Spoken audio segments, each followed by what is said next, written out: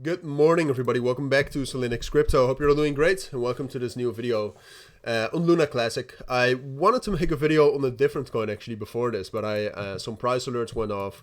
I think Luna Classic is at a very crucial price area here, so just wanted to give you my thoughts in a video. I wanted to do a full video in general on what to expect here. Now, I have to be honest with you, I haven't really kept up with the fundamentals, all right? So I cannot talk too much about the fundamentals here. I know that there's some news, etc., about some burns, but like I said, I'm not sure what exactly is going on. So I'm also not going to talk too much about that. And I think in general, news like that is always already incorporated in the charts, all right, in the price. So what you can see at this point of time, and we'll get to why Luna Classic is interesting very, very soon, because I also want to talk about some trade opportunities and some buy opportunities here. But in general, Luna Classic, since the 18th of June, has just been consolidating, all right? And mostly between this level here, all the way down here around 6,500 and 7,000. That's been the main support. And then at the top, this resistance level, which we tested twice, the 17th of July and the 25th of August, around 93, 9,500. Consolidating in that level, you can also see the volume profile is very much respected. Sometimes we try to break out, but those were anomalies. So the 6th of July was also when the markets just in general turned very bearish, right? And the 5th of August as well. That those were always just imbalances, and there was always the possibility for some sort of a mean reversion back into the range.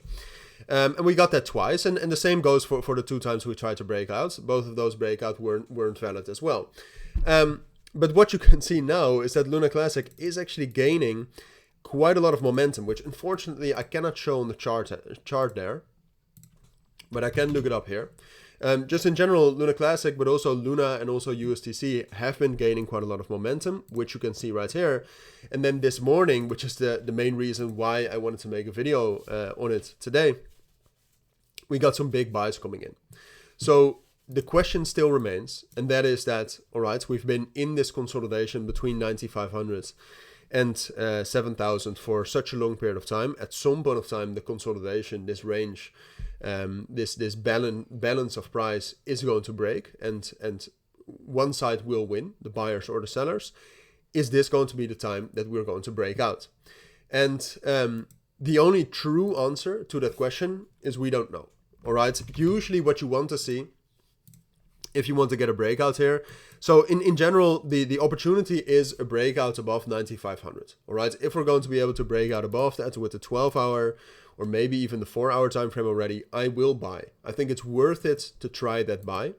The question is usually a breakout out of that level succeeds if it has volume and momentum.